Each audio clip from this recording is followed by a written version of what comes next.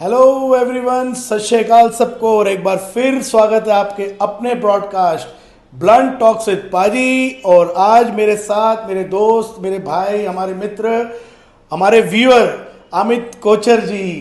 Hello everyone, I like to thank Paji for calling me to their channel और मुझे बहुत अच्छा लग रहा है यहाँ पे आके।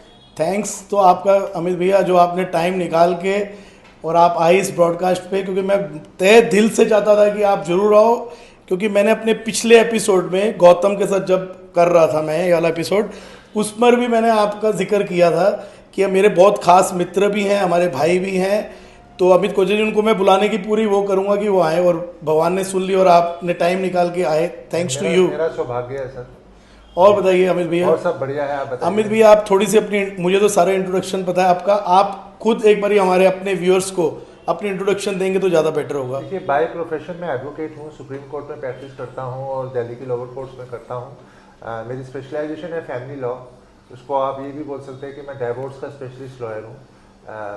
कोशिश होती है कि डिवोर्स ना हो, लेकिन जब नहीं हो पाता तो फिर डिवोर्स कराना ही भगवान ने मुझे काम दिया, तो मैं वो करता हूँ। इसके साथ लगभग 25 सालों से मैं शौकिया तौर पे, हॉबी से एस्ट्रोलॉजी, वैदिक एस्ट्रोलॉजी को प्रैक्टिस कर रहा हूँ। लोगों की जन्म पत्री बनाता हूँ और कोशिश करता हूँ कि उनकी प्रेडिक्शन करूँ और उनको कुछ उपाय बता पाऊँ। देखो, प्रेडिक्शन की बात करूँ तो प्रेडिक्शन, जहाँ मुझे आइडिया है, आपकी प्रेडिक्शन तो सारी बड़ी सटीक हैं। ठीक है, मतलब इसको अब हम हॉबी तो नहीं कह सकते, और प्रोफेशन आप इसको प्रोफेशन जरूर कह सकते हैं, पर आप ये, आपका मैंने देखा कि आप बड़े ही मूडी से और बड़े ही, जिस हिसाब से कई लोग मुझे कहते भी हैं, और मैंने आपकी एक वीडियो भी पीछे देखी थी जिसमें आपने कहा कि यार मुझे लोग कहते हैं बड़े मूडी से एस्ट्रोलॉजर हो आप। ये ऐसा क्यों? देखिए, ऐसा मेरी ये हॉबी है, ठीक है ना, और मैं इसको अपनी खुशी के लिए, लोगों के हेल्प के लिए करता हूँ। अब अगर कोई बंदा मुझे 1 करोड़ रुपए भी ऑफर कर रहा है और मुझे कह रहा है मेरी कुंडली बना दो, तो अगर मेरा मूड नहीं है तो मैं नहीं बनाऊंगा, क्योंकि I am not paid person. मैं इसका पेड हूँ नहीं। तो मेरे को अच्छा लगेगा, एक सड़क का भिखारी भी है तो मैं उसको खुद बुला के उसकी कुंडली बनाऊंगा। ये मेरा शुरू से ही, पिछली 25 साल से ही मेरा ये ट्रेंड रहा है। तो मैं अपने मूड के हिसाब से मतलब काम करता हूँ। ऐसा मैंने वकालत में भी है, क्लाइंट कितनी फीस देगा मैटर नहीं करता, क्लाइंट का केस कितना सच्चा है उसकी बेसिस में केस लेता हूँ। मतलब वो हिसाब से, मतलब कहा जाए तो मतलब ठीक ही कहते हैं सारे कि यार बड़ा मूडी सा एस्ट्रोलॉजर है ये। बिल्कुल, मैं बिल्कुल मूडी सा एस्ट्रोलॉजर नहीं, मूडी सा बंदा हूँ। ये बात बढ़िया कही आपने, ये बात बहुत बढ़िया कही आपने। अच्छा अमित भैया, मेरे ना मन में एक सवाल था कि मुझे तो चलो आइडिया है, आपने मेरे से एक बात शेयर भी की थी। मैं चाहता हूँ कि आप हमारे जो व्यूअर्स हैं, जो हमें देख रहे हैं, जो हमें फॉलो करते हैं, उनको पता लगे कि आपको ये एस्ट्रोलॉजी का शौक हो या पैशन हो, ये कहाँ से शुरू हुआ, कैसे हुआ? एक्चुअली क्या था कि जब आदमी के ऊपर बुरा वक्त आता ना, तब आदमी ऐसी चीजों के पीछे भागता है। जिसकी जिंदगी बड़ी अच्छी चल रही है वो नहीं भागेगा। बिल्कुल ठीक है। मेरे कॉलेज टाइम में ना, मैंने फर्स्ट ईयर में मैंने थोड़ा बुरा टाइम देखा। सबसे बड़ा बुरा टाइम तो होता है कि आदमी का दिल टूट जाता है। तो जिस लड़की को मैं प्यार करता था उसने मेरे कजन बच्चे से शादी कर ली, तो मुझे झटका लगा। तो मैंने कहा यार किसी और से कर लेती, कजन बदल से करा, मेरे को शादियों पे मरने जीने पे जाना पड़ता, तो बड़ा दुख हुआ मुझे। तो मैं पंडित जी को अपनी कुंडली दिखाने गया, उन्होंने बोला बेटा ऐसा करो, ये पत्थर पहन लो, ये कर लो।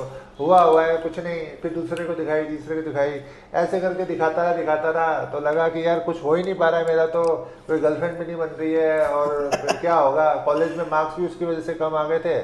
तो फिर मैंने कहा कि चलो ये खुद ही सीख लेते हैं। तो शुरुआत ऐसे हुई कि खुद धीरे धीरे सीखना शुरू किया। कुछ लोग मेरे मित्र बने, उन्होंने सिखाया। कुछ किताबें पढ़ने का बहुत शौक है मुझे, तो किताबों से पढ़ के सीखा। फिर करते मुझे एस्ट्रोलॉजी आ गई। हाँ, तो मतलब अच्छा, मतलब आप भी अपने टाइम पे पूरे आशिक मिजाज टाइप के? मैं आज भी आशिक मिजाज हूँ सर।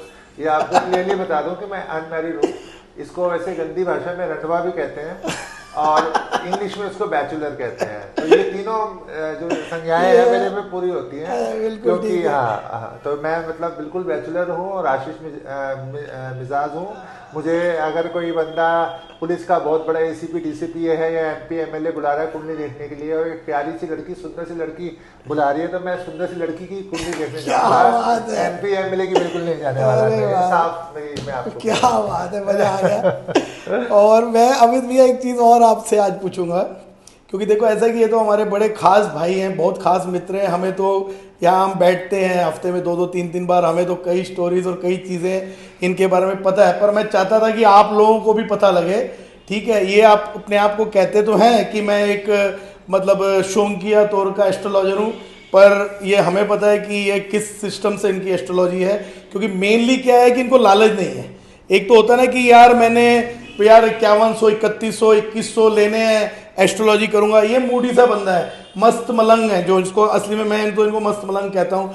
क्योंकि ये जब बैठे हैं, आप इनसे 10 बार पूछ लो, हमारे ऑफिस आते हैं बैठते हैं तो कई बार कोई ऐसा दुखियारा बैठा ही होता है। जैसे इन्होंने कहा कि खुश आदमी कभी भी नहीं पूछेगा कि भाई मेरा बताना क्या हो रहा है, पर जिस बंदे को दुख है, तकलीफ है, कोई प्रॉब्लम में अटका हुआ है, घर की बाहर की अपनी, तो वो पूछते हैं, हमें आके बोलते हैं यार एक बार पूछवा दो यार प्लीज़। तो इनका एक स्टाइल है, मैं आपको बताऊंगा कि जैसे हमने कोई आके बैठ गया, उसने पूछ लिया कि जी यार आप पूछवाओ यार भैया एक बार, तो मैं कहूँगा अमित भैया यार एक बार कुंडली बनाना इनकी। अगर तो अमित भैया का मूड है, फिर तो अमित भैया ने 1 सेकंड में अपना फ़ोन उठाना है, सारा सिस्टम ऑन करना है और शुरू, पूछने की भी जरूरत नहीं। और जब अमित भैया का मूड नहीं है, आप पूछते रहो, अमित भैया यहाँ वहाँ ही देखते रहेंगे, आपको ऐसा लगेगा कि भाई बात सुन भी रहा है या बिल्कुल ही अनसुना कर रहा है। देखो, इसलिए भी इनको हम लोग कहते हैं कि ये बहुत तगड़े मूडी एस्ट्रोलॉजर। असली में मूडी एक अलग होता है, ये बड़े मलंग से बनते हैं। मैं आपको बताता हूँ एक्चुअली क्या है। मूडी चलो मैं हूँ, मैं मानता हूँ, लेकिन जब मैं कुंडली मेरे सामने आती है और मुझे ये लगता है कि ये इंसान एक अच्छा इंसान नहीं है, ठीक है, वो अच्छा बुरे इंसान की पहचान में कुंडली देख के कर लेता हूँ। तो अगर वो अच्छा इंसान नहीं है तो मेरी कोशिश रहती है कि उसको कुछ ज़्यादा बताया ना जाए, अपना थोड़ा मूड ऐसा दिखाया जाए, हाँ हूँ करता रहूँ, बताओ ना। और अगर वो ज़रूरतमंद इंसान है और अच्छा इंसान है तो मैं उसको 2 घंटे भी दूंगा। तो सिर्फ मूड की बात नहीं, बात एथिक्स की है कि हम जिसको हम उपाय बता रहे हैं वो एज ए पर्सन कैसा है। अगर वो बुरा इंसान है, पापी इंसान है, तो मैं उसको बिल्कुल भी उसकी हेल्प नहीं करूंगा। मेरे को अमित भैया एक सवाल आपसे पूछना था। सवाल क्या था, मुझे अपने भी नॉलेज के लिए बात पूछना था कि कौन सी, कुछ आपने एक आध बारी जिक्र किया था मेरे दिमाग से निकल के बाद, कि आप कहते हो कि कुलप्रीत यार मैं कुंडलियां देखता हूँ, उसमें से कुछ ऐसी कुंडलियां होती हैं कि जो मैं बिल्कुल देखता ही नहीं, देखते ही बंद कर देता हूँ, देखना मतलब पसंद ही नहीं करता। वो कौन सी होती है? वो ऐसी कुंडलियां होती हैं एक्चुअली क्या है कि जो बृहस्पति ग्रह है, जिसको जुपिटर कहते हैं इंग्लिश में, वो एक इंसान को अच्छा इंसान बनाता है। अगर बृहस्पति जुपिटर कुंडली में पीड़ित है, पीड़ित का मतलब है अगर 6th हाउस 8th हाउस या 12th हाउस में है, या राहु और केतु के साथ है, या नीच का है, तो ऐसी स्थिति में बृहस्पति खराब हो जाता है। जब बृहस्पति खराब हो जाता है तो ऐसा इंसान भौतिक चीजों के पीछे ज्यादा भागता है, शुक्र की दी हुई चीजें जो वीनस है उसके पीछे ज्यादा भागता है, और धर्म कर्म और अच्छाई के पीछे ज्यादा नहीं भागता। तो ऐसी कुंडलियों की प्रेडिक्शन में थोड़ी कम करता हूँ, क्योंकि मैं बृहस्पति का बहुत बड़ा भक्त हूँ। क्योंकि एंड में आपके मरने के बाद आपको मोक्ष और आपको शांति, इस जीवन में सुख जो है वो बृहस्पति दिलाता है, भौतिक सुख आपको नहीं दिखा पाए। मैंने पता ये बात आपसे क्यों पूछी कि कई बार आपने, जैसे हमारे ऑफिस में बैठे बैठे किसी कोई आ गए, कोई हमारे जानकार या कोई, और आपने जैसे उनकी कुंडली मेरे कहने पे देख ली, तो मैंने देखा आप खोलते ही कहते हो यार हाँ ठीक है जी, बढ़िया, सब कुछ बहुत बढ़िया चल रहा है, सब कुछ ठीक है, क्या देखूँ तो क्या देखूँ। और वो समझ आ जाता है कि आप इंटरेस्ट नहीं ले रहे उस कुंडली पे। इंटरेस्ट इसीलिए नहीं ले रहा क्योंकि उस बंदे की हेल्प करने का मुझे कोई इंटरेस्ट नहीं है, क्योंकि वो एक अच्छा इंसान नहीं है। अगर वो अच्छा इंसान नहीं है तो मैं उसकी क्यों हेल्प करूँ? क्योंकि मैं देखो पहले मैं सबकी देख देता था, लेकिन फिर मेरी विद्या का दुरुपयोग किया लोगों ने, तो मैंने कहा नहीं यार, मैं बुरे इंसान की कुंडली नहीं देखूंगा, मेरा अच्छा इंसान होगा। इसीलिए मैं बहुत कमर्शियल नहीं हो पाया। मुझे कमर्शियल बनने के लिए करोड़ों रुपए की अपॉर्चुनिटीज अभी भी आती बिल्कुल है, पता है, लेकिन अब मैंने जाकर सोचा, क्योंकि मैं बिल्कुल भी चैरिटी नहीं कर सकता, क्योंकि उसमें मेरे दिन में 20-20 कुंडलियां देखनी पड़ती है, तो थोड़ा सा हमने एक नॉमिनल। एक बात बताओ भैया, मैं आपकी बात टोक रहा हूँ यहाँ पे। जैसे मैंने सुना है कि जैसे लोग जो कुंडलियां देखते हैं या ये सब करते हैं, तो इनके ऊपर कुछ अपने शरीर पे भी कोई वजन या कुछ ऐसे होता है? बिल्कुल होता है सर। इसको ना इंग्लिश में हम बोलते हैं ऑकल्ट साइंसेस। ऑकल्ट साइंसेस का मतलब होता है कि ऐसी चीज जो जमीन में गड़ी हुई है, जिसकी नॉलेज हर आदमी को नहीं होती है। लगा लो कि 1 लाख आदमी में से एक अच्छा ज्योतिषी बनेगा और 10,000 आदमी में से एक ज्योतिषी बनेगा नॉर्मल। तो ज्योतिषी बनने के लिए ना आपको ऐसे स्टार चाहिए जो ऐसे घरों में बैठे हुए हैं कि वो आपको एक ऐसी चीज इंट्यूशन दे जिससे कि आप वो देख सको। तो इसके ऊपर मैं आपको एक शेर सुनाता हूँ। गालिब का शेर है कि दिल में इश्क को जगा लो गालिब। क्या दिल में इश्क को जगा लो गालिब, इल्म से शायरी नहीं आती। क्या गालिब कहते हैं कि अगर शायर बनना है तो प्यार कर लो, दिल तुड़वा लो। अगर आप सोचते हो कि किताबें पढ़ पढ़ के शायर बन जाओगे तो नहीं बनोगे आप। ऐसा ही ज्योतिष के साथ है कि ज्योतिष किताबें पढ़ के नॉलेज हासिल करके नहीं आता जब तक आपके अंदर एक आंतरिक दुख नहीं है। जैसे मेरा गर्लफ्रेंड का पंगा था, ये था वो था, काम मेरे नहीं चलते थे, मेरी करोल बाग में शॉप थी, उसमें मैं फेल हो गया। जो वो दुख था, जो इश्क था, उसने मुझे जोशी बनाया, क्योंकि ये इंट्यूशन की विद्या है। अब आपके सवाल पे आता हूँ कि आपने कहा कि भाई अपने ऊपर बिल्कुल देखो सर लेना पड़ता है। मेरी अपनी कुंडली में ऐसा कोई योग नहीं है कि मेरी शादी नहीं होगी। मैं ये पूछना चाह रहा था आपसे बात। मेरी कुंडली में ये योग है कि मेरी शादी अच्छी नहीं चलेगी लेकिन होगी। लेकिन ये ज्योतिष शास्त्र करने की वजह से, तब मैं बच्चा था, 20 साल से भी छोटा था जब ज्योतिष सीखा था, मुझे पता नहीं था, मैंने बहुत कुंडलियां बनाई।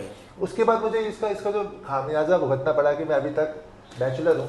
तो ये आपको, अगर आप ज्योतिष, मेरे को कई लोगों के फ़ोन आते हैं। अभी कल ही मेरी एक फ्रेंड मुझे कह रही थी कि आप मेरे को कुंडली बनाना सिखा दीजिए। तो मैंने उसको बोला, देख मैं सिखा तो दूंगा, पर पहले तुझे बता रहा हूँ इसका बहुत बुरा परिणाम आपको भोगना पड़ेगा। क्योंकि आप जब किसी को उपाय बताते हो, किसी की हेल्प करते हो, तो वो जो ग्रह जिसका उपाय आप बता रहे हो उसका कष्ट आपको भोगना पड़ता है। अगर मुझे अपनी लाइफ रिलीव करनी पड़े ना, तो मैं ज्योतिषी नहीं बनूंगा, मैं ज्योतिष नहीं सीखूंगा, ज्योतिषी नहीं बनूंगा। क्योंकि मैंने कमर्शियल भी फायदा नहीं उठा पाया इसका। सिर्फ फायदा ये होगा कि गर्लफ्रेंड्स और लड़कियां बड़ी अच्छी दोस्त बन गई। क्या मैं एक बात तो, चलो मुझे ये तो पता था कि अमित भैया प्रोफेशनली लॉयर हैं, कुंडलियां देखते हैं, पर आज मुझे ये भी आइडिया लग गया कि ये गालिब के शेर भी बोलते हैं। मैंने ये नोट किया, नहीं तो ये खूबी मुझे नहीं पता थी जो आज उन्होंने बोला कि जी मैं गालिब का शेर भी आपको एक बोल के एक लड़की मुझे पसंद करती थी, मैं उसको पसंद नहीं ज्यादा करता था, मतलब नॉर्मल फ्रेंड की तरह था। पर जब उसने मुझे एक बात बोली ना, उसने मुझे बोला कि अम्मी तू मल्टी टैलेंटेड पर्सन है। तो मैंने कहा इसी लड़की ने मेरा असली रूप देख पाई है ये।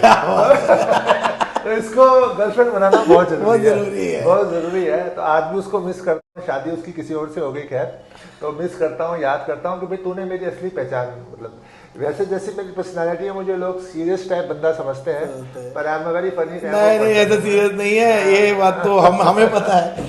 अच्छा, मैं एक सवाल आपसे, और सवाल क्या है, मतलब ये पूछना चाह रहा हूँ कि आपने जो एक तो शादी नहीं कराई, जी नहीं कराई, वो क्यों नहीं कराई, और आपने क्या मतलब अपनी कुंडली खुद बना के उसको चेक किया था, और कब किया था? देखिए मैंने शुरू में जब मैं मेरी गर्लफ्रेंड के साथ पंगा हुआ तो मैं कुंडली दिखाता, तो सबने कहना शुरू किया, जो ज्योतिषी थे, पंडित थे, कि भाई तेरी शादी में दिक्कत आएगी, मतलब शादी अच्छी नहीं चलेगी। अच्छा, फिर मैंने जब डीप स्टडी करी तो 3 पैमानों पे कुंडली में नापते हैं कि शादी कैसे अच्छी चलेगी कि नहीं चलेगी। उन तीनों में पैमाने के ऊपर मेरी कुंडली ये दिखा रही थी कि शादी अच्छी नहीं चलेगी। तो मैंने एक ये डिसाइड किया। दूसरा क्या था कि बहुत छोटी उम्र से, 7-8 साल की उम्र से मेरा अंदर से मन था कि मैं सन्यासी बनूं। अच्छा, ओके।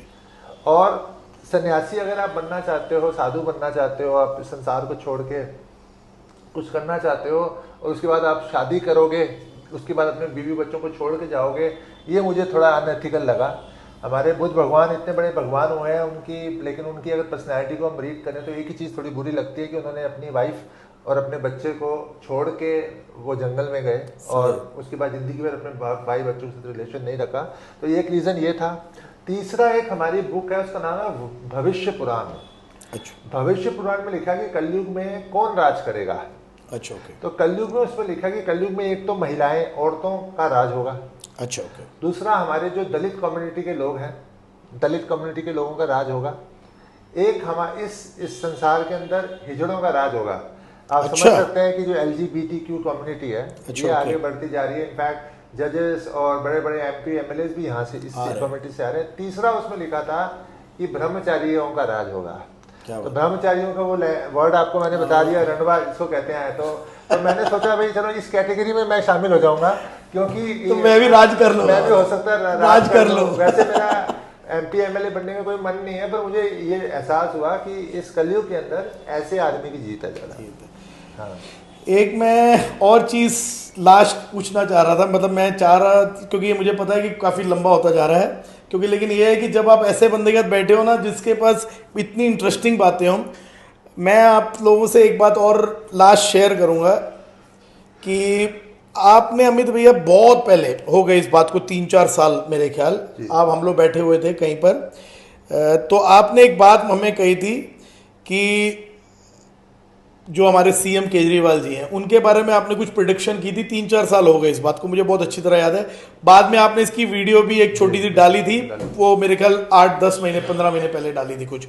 तो वो क्या प्रिडिक्शन थी और वो बिल्कुल सच हुई? केजरीवाल का ऊपर से नीचे गिरने की प्रिडिक्शन थी, उनकी जेल यात्रा की प्रिडिक्शन थी। ये प्रिडिक्शन इनफैक्ट मैंने 2015 में ही कर दी थी कि इनकी जेल यात्रा होगी। तो लोग मेरा मजाक उड़ाते थे कि अभी तक तो जेल गए नहीं केजरीवाल जी। तो अल्टीमेटली फिर उनको जेल जाना पड़ा। उसका रीज़न ये था, प्रिडिक्शन था कि उनका जो कुंडली के अंदर जो शनि है वो 12th हाउस में है, और 12th हाउस जो हमारा है वो जेल का भी घर होता है, तो वो जेल यात्रा करवाता है। दूसरा, मेरे एक्सपीरियंस से जो मैंने देखा कि ऐसे आदमी का पतन बहुत होता है। पतन कहने का मतलब है कि उसका राइज बहुत फास्ट होता है और उसका फॉल भी उतना ही फास्ट होता है। ये मैंने सबसे पहले देखा था राजेश खन्ना जी की कुंडली में। अच्छा। हमारी फिल्म इंडस्ट्री के सबसे बड़े सुपरस्टार थे, इतने ऊपर गए और इतनी नीचे तेजी से नीचे गिरे कि आप सोच नहीं सकते। ये ग्रह कौन सा होता है? ये 12वें घर के अंदर शनि होता है, तो ऐसा अच्छा। होता है। ऐसा ही सेम अनिल अंबानी का भी हुआ। तो अनिल अंबानी की जब कुंडली में मैंने ये देखा तो मैं समझ गया कि केजरीवाल जी के साथ भी तीनों बहुत फास्ट होगा। ये तीनों लोगों की सेम कुंडली है। जितने तेजी से ऊपर जाएंगे उससे दुगनी तेजी से नीचे गिरेंगे ये लोग। तो वही केजरीवाल जी के साथ हुआ। अभी जो मेरी प्रेडिक्शन केजरीवाल के इलेक्शन के लिए है कि उतना अच्छा रिजल्ट इनका नहीं आने वाला। ओके। जितना लोग एक्सपेक्ट कर रहे हैं उतना हो सकता है सरकार ये बना लेंगे, लेकिन मतलब जिस तरह से पहले मेजोरिटी आई थी वैसी नहीं आएगी। बाकी आप मेरे YouTube चैनल को देखिए, उसमें बहुत सारी प्रेडिक्शंस हैं। नितिन गडकरी के बारे में है, काफ़ी लोगों के बारे में। बिल्कुल बिल्कुल बिल्कुल। अब ऐसा है कि मन तो कर नहीं रहा कि ये वाला ब्रॉडकास्ट अभी ख़त्म करें, पर मैं पूरी कोशिश करूंगा अमित भैया, आपको फिर एक बार हमारे व्यूअर्स के लिए आना पड़ेगा। जरूर ठीक है। और मैं इस बार भी मुझे पता है कि कम से कम एक हफ्ता में वेट करके, रूटीन में टाइम हमारा नहीं बन पा रहा था, बड़ी मुश्किल उन्होंने टाइम निकाला और आए। मैं आपका बहुत धन्यवाद करूंगा, इसलिए थैंक यू वेरी मच भैया। And thanks everyone to watch Blunt Talks with Paaji, और थैंक्स अमित भैया वंस अगेन। प्लीज अगर आप लोगों को मेरा ब्रॉडकास्ट अच्छा लगता है तभी आप लोग प्लीज मेरे ब्रॉडकास्ट को लाइक, शेयर और सब्सक्राइब करना। Thanks once again. और भैया का अपना भी चैनल है इंस्टा पे। भैया एक बार आप अपना चैनल का नाम मैं बता दूंगा, लेक्सिस एकेडमी के नाम से चैनल है। And thanks for watching, and most importantly जो आप लोगों ने टाइम दिया उसके लिए बहुत बहुत धन्यवाद। Thank you once again.